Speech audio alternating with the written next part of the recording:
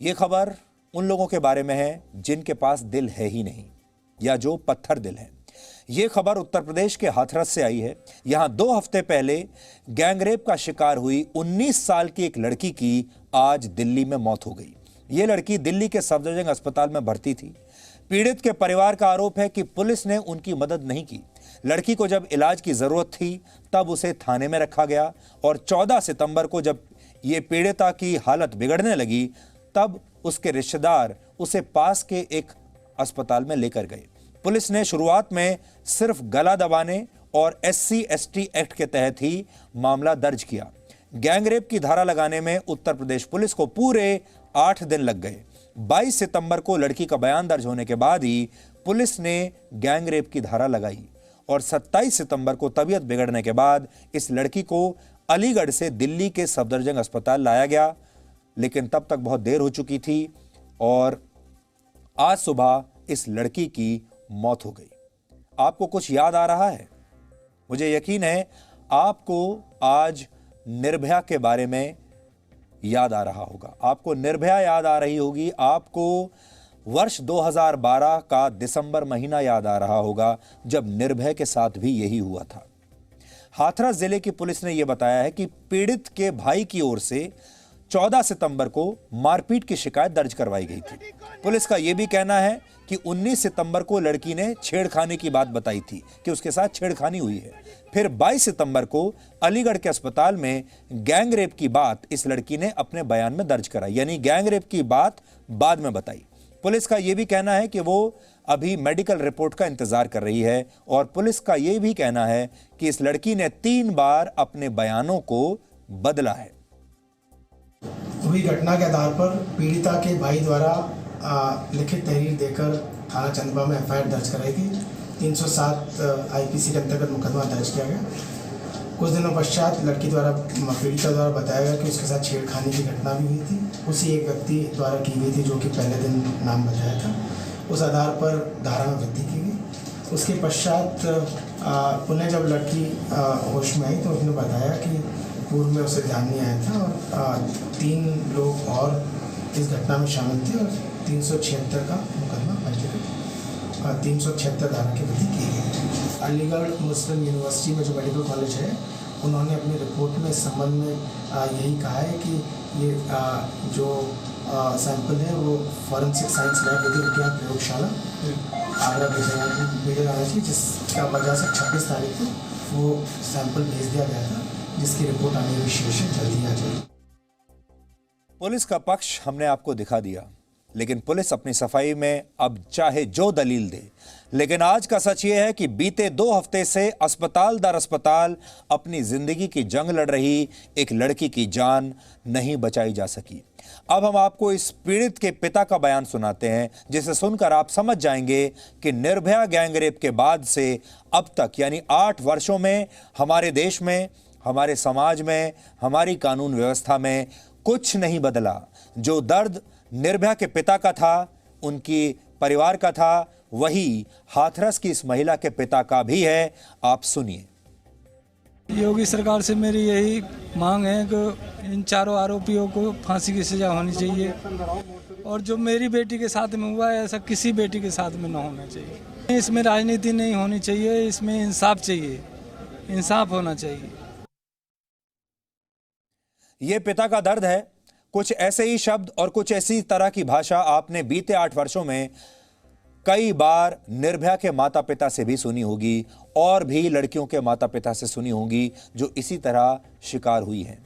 आप आज एक बार फिर निर्भया की मां का वो दर्द सुनिए, जिससे आप समझ जाएंगे कि 8 वर्षों में हमारे देश में कुछ नहीं बदला है। मैं संघर्ष कर रही हूं, आगे भी करूंगी, लेकिन मैं आप पूरे समाज से ये बताना चाहती हूँ कि जो हमारा कानून है, हमें मौके मौके पे ये बताया जाता है कि नहीं फास्ट ट्रैक कोर्ट हो गया, कानून बदल गया, उनको फांसी की सजा का प्रावधान हो गया, लेकिन ऐसा कुछ भी नहीं है। जो भी हुआ, जो भी बदला गया, वो सिर्फ और सिर्फ कानूनों में है। मैं ये भी कहना चाहती हूँ कि वो मुजरिम हैं, उन्होंने क्राइम किया, उनको सजा जरूर मिलेगी, लेकिन उससे भी गुनहगार हमारा सिस्टम है। इतना कुछ होने के बावजूद भी निर्भया की घटना हुई, उसके बाद हजारों बच्चियों के साथ क्राइम हुआ, हमारे सैकड़ों बच्चियों को कोई जिंदा जला के मार दी गई, कोई कैसे मार, लेकिन हमारा सिस्टम नहीं बदला। तो अब आप सोचिए, आज जो हम बात आपसे करने वाले हैं वो ये है कि 2012 में जो कुछ हुआ था तब ऐसा लगा था कि ये पूरा देश जाग उठा है, लेकिन 2020 में जो कुछ हो रहा है उससे ऐसा लगता है कि देश एक बार फिर से, देश का समाज एक बार फिर से नींद में चला गया है। आपकी टीवी स्क्रीन पर दिसंबर 2012 की वही तस्वीरें हैं जिनके हम सब गवा रहे हैं। उस समय पूरा देश एक साथ सड़कों पर उतर आया था और ऐसा लग रहा था कि भारत अब जाग गया है और अब भारत में एक भी महिला रेप या हिंसा का शिकार नहीं होगी। दिल्ली का इंडिया गेट उस गुस्से का ग्राउंड जीरो बन गया था। ये दिसंबर 2012 की तस्वीरें हैं जब निर्भया गैंग रेप का कांड लोगों के सामने आया था। लोग सड़कों पर उतरकर विरोध कर रहे थे और सरकार से सख्त कानून बनाने की मांग कर रहे थे। भीड़ देखिए आप, लोगों का गुस्सा देखिए आप, और तब ऐसा लगता था कि समाज अब जाग चुका है, अब दोबारा ऐसी घटना कभी नहीं होगी। आपको याद होगा उस समय बॉलीवुड की कई बड़ी सेलिब्रिटीज भी इन विरोध प्रदर्शनों का हिस्सा बनी थी। उस समय जया बच्चन, शबाना आजमी, दीपिका पादुकोण सहित तमाम फिल्म स्टार्स ने कैंडल मार्च निकाले थे। ये सब उसी जमाने की तस्वीरें हैं।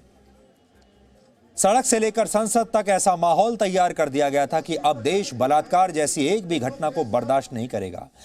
और इसके बाद नए नए और कड़े कानून बनाए गए, फास्ट ट्रैक अदालतों का गठन हुआ, लेकिन असल में रेप की घटनाएं कम होने की बजाय बढ़ने लगी।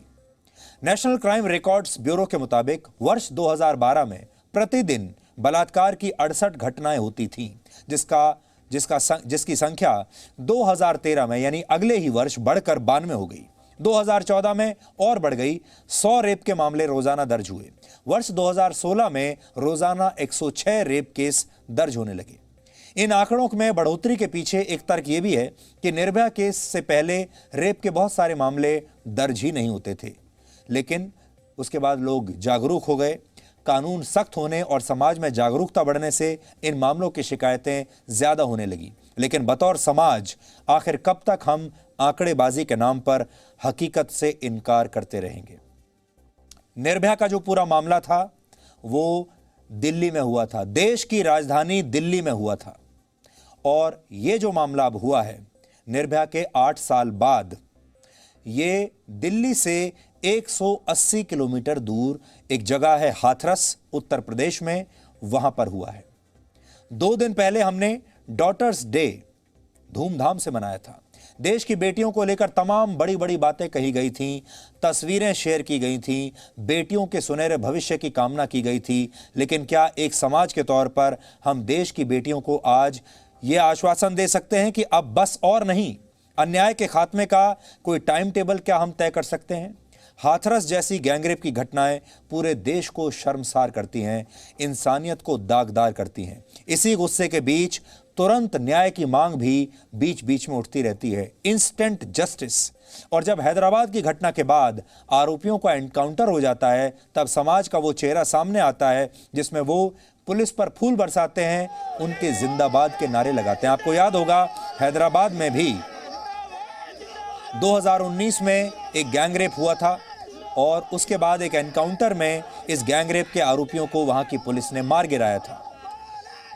और उसके बाद पुलिस के ऊपर, उन पुलिस सिपाहियों के ऊपर जिन्होंने ये एनकाउंटर किया था, लोगों ने फूल बरसाए थे, उनका स्वागत किया था, उनके लिए तालियां बजाई थी और ऐसा लगा था कि पूरे देश को इंस्टेंट जस्टिस का ये तरीका बहुत पसंद आया, क्योंकि देश के लोग ये जानते थे कि अदालतों में उन्हें न्याय नहीं मिलेगा।